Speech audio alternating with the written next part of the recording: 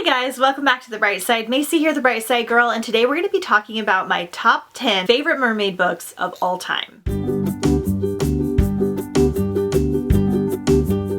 So I've got my mermaid hair ready to go for you guys for this video. These are going to be some good recommendations for Mermaid Marathon, a Mermaid Summer Pirate Themed Readathon happening July 1st through July 14th. I will link the announcement video down below as well as up in the cards for you guys. I have read so many different mermaid books over the years. I have been doing Mermaid Marathon for, I want to say for like 7 or 8 years. Even before it was like official on YouTube, I was doing it just myself like every summer. I want to say I've read over 50 different types of mermaid books. There are some really popular ones that aren't on this list for a particular reason. Either I didn't love them as much as everybody else, or I haven't read them yet, especially some of the slightly newer ones, but I am pretty caught up, especially with the young adult mermaid books. I'm not going to be talking about these in any particular order. It's really hard for me to pick my top favorite one. We're just going to kind of go randomly and, pun intended, dive right in. So first I have 3 honorable mentions that didn't quite make the list but should make yours. So first up we have The Mermaid by Carolyn Turgeon. This is a Little Mermaid retelling, and this is the closest Little Mermaid retelling that I have found. If you have read the original Hans Christian Andersen Little Mermaid novella, it is very different than the Disney movie, but this one follows that book a little bit more. This one has a little bit more about female empowerment than it does the romance aspect. It is like an extended version of that original fairy tale, but still very unique. I love the sisterly bond that's in here, and it's just really, really beautifully well done. I really like Carolyn Turgeon. This one is also really good on audio and is a standalone. Next, we have The Siren by Kira Cass. I'll explain why this didn't fully make the top 10 here in a second. I debated putting this one on the list because this one I had like a mixed feelings about. It was like a 3.5 for me for a long time, but I really loved the coastal setting, the sister vibes, and just the overall plot of this one. This one is technically following sirens, but they live in the water, they have fins, they lure sailors to their death, so we definitely have those mermaid vibes. So we have Kaylin, and she is rescued from drowning, and to pay her debt she has served as a siren ever since, luring countless strangers to their deaths. Kaylin loves to spend part of her time on land. She's kind of content with her lot in life and serving the ocean in this way until she meets a boy and starts to fall in love. This one has a really great romance. Kira Cass always has a really sweet, fun romances. This one is young adult. It is a standalone. The one thing that I did not like about it is that the ocean is a character in here. Now, that's a very unique premise, but it just didn't fully work for me. She's like talking to the ocean a lot. She kind of treats her as like a mother. She's kind of an abusive mother, and she's basically like working for her and paying off her debt. So it was just kind of weird when the ocean would like talk to her. It was just kind of hard to visually like accept it, but overall, it's one that I still really recommend. Another honorable mention is Sea Witch, and the only reason I don't have this in my top 10 is that it's not super mermaid ocean heavy. The second book is, because this is a backstory on Ursula, how she became to be, but it's set mostly like on land in this coastal town. The second book is more of a true Little Mermaid retelling, and we get more of those mermaid vibes, but they definitely tie in together, so you need to read this one first. Ever since her best friend Anna drowned, Evie has been cast out by her small fishing village, hiding her talent and mourning the loss of her friend. Then a girl with an uncanny resemblance to Anna appears off the coast of the town, and though she denies she has no connection to Anna, Evie is convinced that her best friend somehow survived. As the two girls catch the eyes and hearts of 2 charming princes, Evie is convinced that she might have the opportunity to finally have her happily ever after. This one on audio in particular is so good. It's done by one of my favorite narrators. The second book is done by 2 of my favorite narrators. It does have like a coastal vibe because it's set in this fishing town, but it doesn't have a ton to do with mermaids. However, it's still excellent. The cover is great as well, and it's one that I always recommend. Next, we have The Mermaid by Christina Henry. This is one that I talk about constantly. I really love Christina Henry's writing style. This one is a bit of a historical fiction novel. This one might be considered adult. I'm not entirely sure. We're following this mermaid named Amelia who was not content, so she came to live on the land, and P.T. Barnum, who is determined to make his fortune selling all things wondrous and miraculous. When P.T. Barnum learns of a possible mermaid living in this small coastal town, he sends his lackey to go and fetch her. He doesn't necessarily believe that she's an actual mermaid, but he thinks that he can pawn her off as one regardless. This one is like historical fiction where it follows the events of like P.T. Barnum, but it also has some magical, whimsical elements as well. There's a really sweet love story in here, tiny amount of harder hitting topics,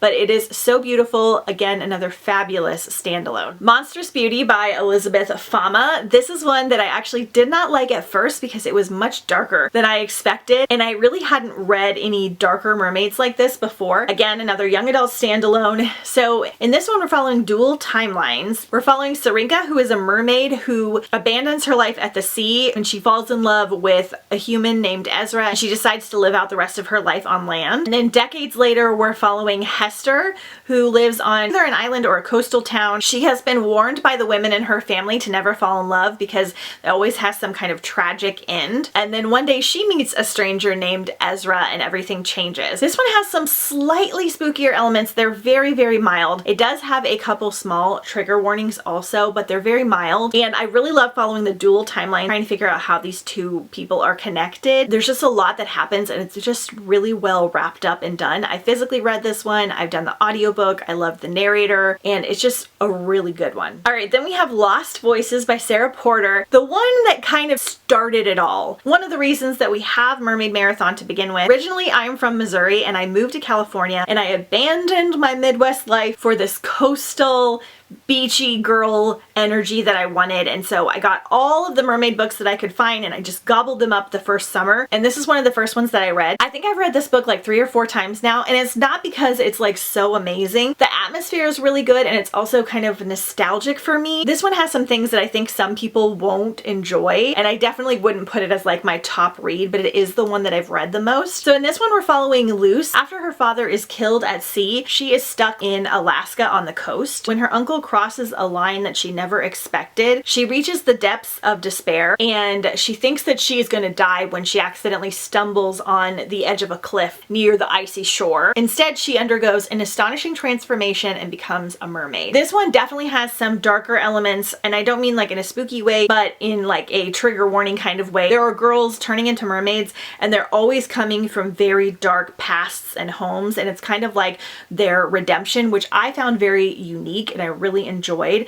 But they all have these darker, upsetting pasts with their caretakers and their parents, so it is a little bit of a deeper read in that way. And this one takes place like a lot in the water, and I really like that because the atmosphere is there. Something I didn't like is there's a lot of cattiness between the girls and kind of like establishing like your role in the group. It didn't fully bother me though because I just so enjoyed the story. I thought it was so unique. This is a full trilogy. I really liked the trilogy as a whole. It ended really well. There is a romance that starts, I think, at the end of this one or in the second one. I don't love the romance. I really don't like the love interest, and I didn't like how it kind of developed, but it's not the main focus of the book. And if you really love mermaids, I feel like this series is a must read. Plus, they're all really beautiful like this. I did enjoy the narrator for these on audio as well. Next, we have Fathomless by Jackson Pierce. So with this one, this is part of a fairy tale retelling series by Jackson Pierce. I adored all the books. I had the best time reading this series, I think 2 years ago. I do highly, highly recommend reading them in order because they do all connect, even though they follow different characters and stories. There are little Easter eggs from the previous books that go into all of them, so I think you will enjoy the experience more if you read all 4 books, especially this one because this is the 3rd book and it just ties a lot of things together. But this one is a loose Little Mermaid retelling. So Lo doesn't know who she is anymore. She was once a human and she is now a mermaid, and she kind of feels like she's becoming a soulless monster. And then we have Celia, who's always felt out of place. She is one of 3 triplets, and they are bound together by their special abilities. Anne can see the future and Jane can see the present. Celia can only see the past, which is hardly a mystery to most people, until Celia meets Lo. When a handsome boy named Jude falls off a pier, Lo and Celia join together to save him, and then the two form this unbreakable friendship. This one is so good. It does have a little romance in here, but it's more about like the sisterly bonds again. I thought it was wrapped up so well, especially because it unravels some world building from the previous 2 books. The first book in the series is a Red Riding Hood retelling, and the second is a Hansel and Gretel. And overall, this is just a fabulous series. I physically read all of them. I read them really quickly. You can just gobble them right up, and I really enjoyed this one. Next, we have Deep Blue by Jennifer Donnelly. Again, one of the first ones that I read. This is a YA quartet, 4 books in the series. It is technically young adult, but it reads kind of like in between middle grade and young adult.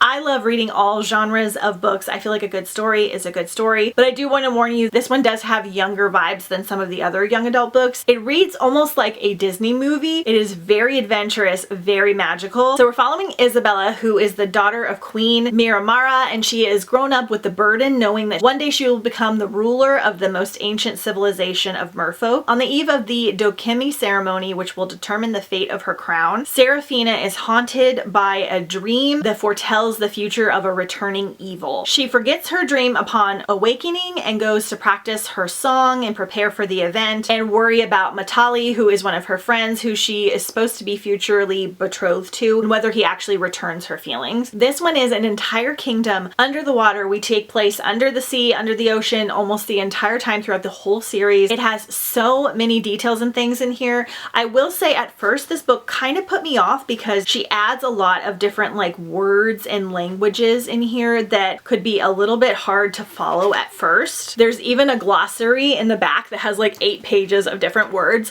A lot of them you can kind of figure out on your own. It does have some strange language and stuff. Once you get used to it, it kind of adds to the world building, and I just really enjoyed this whole quartet. Is so good. It wraps up beautifully. I love that there's like so many friendship bonds in here. There's cute little familiar like sea creature characters that are adorable. I think there's like an adorable pet octopus in here, and this is definitely a must for any true mermaid lover. Next, totally in a different direction, Into the Drowning Deep by Mira Grant. This is an adult mermaid read, and this one is definitely on like the light horror side. It definitely has some kind of spooky, creepy element. It really gives me the vibes of the movie The Abyss, if you're old enough to know that movie. It is so good. So this one has a prequel to it that originally was like a short story that Mira wrote, and it became so popular she wrote it into a novella, and then she wrote this book based on that. I would recommend reading this one first and then reading the prequel. I think you'll enjoy it more. They're both really, really excellent. I physically read this one. I want to do the audio sometime soon. So 7 years ago, the Atargus set off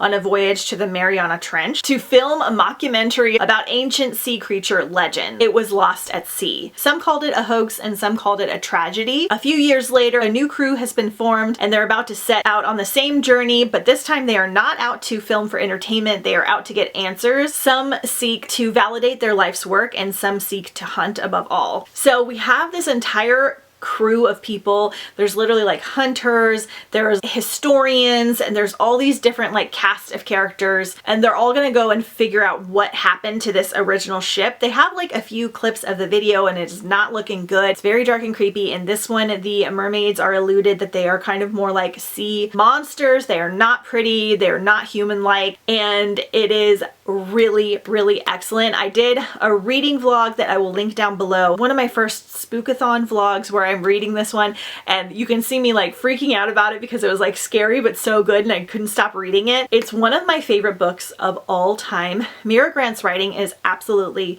fabulous. She's also known as Shauna McGuire. Again, definitely a totally different vibe than like everything else on this list, but I still adored it. It has all of those ocean elements. We've got a great cast of characters. We've got some characters with disabilities. We've got some different personalities, and it's just so good. Such a great one.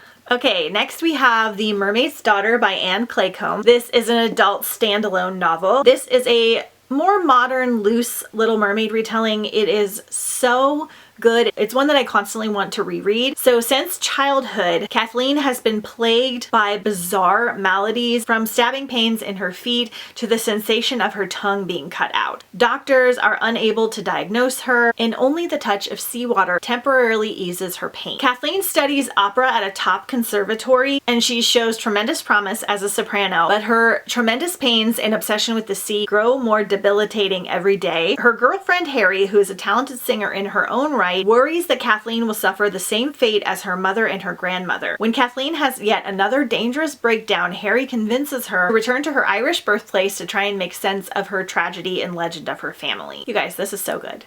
It has so much to do with like opera and music. It has a sweet female-female romance. We have this wonderful coastal vibe, and the legends of her family and things that get uncovered are done so well. If you're looking for something that's not cheesy but still has those mermaid elements, I can't recommend this one enough. And the audio for this one is excellent. And then lastly, I want to talk about Mermaid Moon, one of my favorite mermaid books ever, obviously because it's on this list. I originally bought this book just because this cover is so beautiful. I bought it new, and you guys know at the time especially, I did not buy books new, but this is the regular hardcover edition. Also has sprayed edges, gorgeous. I believe it's still sold this way as well. This is by Susan Kokel. This is a standalone standalone young adult mermaid book, very much like a whimsical fairy tale. We're following Santa. She is a mermaid, but her mother was from land and not the sea. The witch that delivered her cast a spell that made her mother and the people of the sea forget her birth. But Santa wants to find her mother so bad that she becomes an apprentice to the witch to learn all that she can. They cast a spell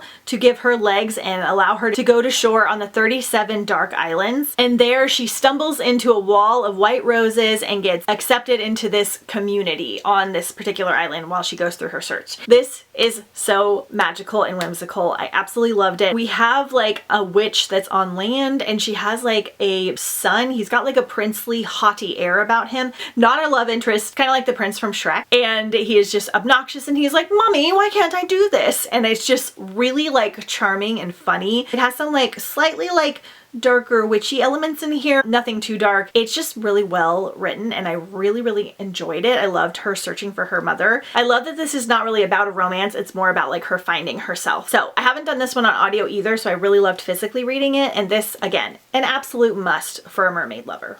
Next we have The Mermaid's Sister by Carrie Ann Noble. I still can't believe I don't have a copy of this. I thought I ordered one last year, but I can't find it anywhere. This is an indie standalone YA mermaid book. In a cottage high atop Landfair Mountain, 16-year-old Clara lives with her sister Marin and her guardian, Auntie. By day, they gather herbs for Auntie's healing potion, and by night, Auntie spins tales of faraway lands and wicked fairies. Clara's favorite story tells of 3 orphans: Clara, who was brought to Auntie by a stork; Marin, who arrived in a seashell; and their best friend O'Neill, who was found beneath an apple tree. One day, Clara discovers shimmering scales just beneath Marin's skin. Marin is becoming a mermaid and she must be taken back to the sea. So they go on this entire adventure to save her sister, and it is so beautiful, well done, and fairy tale-esque. They kind of get caught up with this group of traveling performers that gets them in trouble, and overall they just go on this really like beautiful journey, and it's just so lovely. It's very good on audiobook. I can't recommend it enough. Okay, you guys, so those are all of my top favorite mermaid books that I have read so far. There are more that I really enjoy and recommend a lot, so be sure and check out my mermaid playlist that has all the video recommendations. I have so many different recommendation like videos and hauls. I have a mermaid book haul coming your way soon as well, and a lot more recommendation videos for the readathon. All the information will be down below the description. Let me know your favorite mermaid book down below in the comments. I'm always looking for more to add to my radar, and let me know if you'll be reading any of these for the readathon. Don't forget to follow me on Instagram at The Bright Side Girl, and I'll see you guys next time on The Bright Side.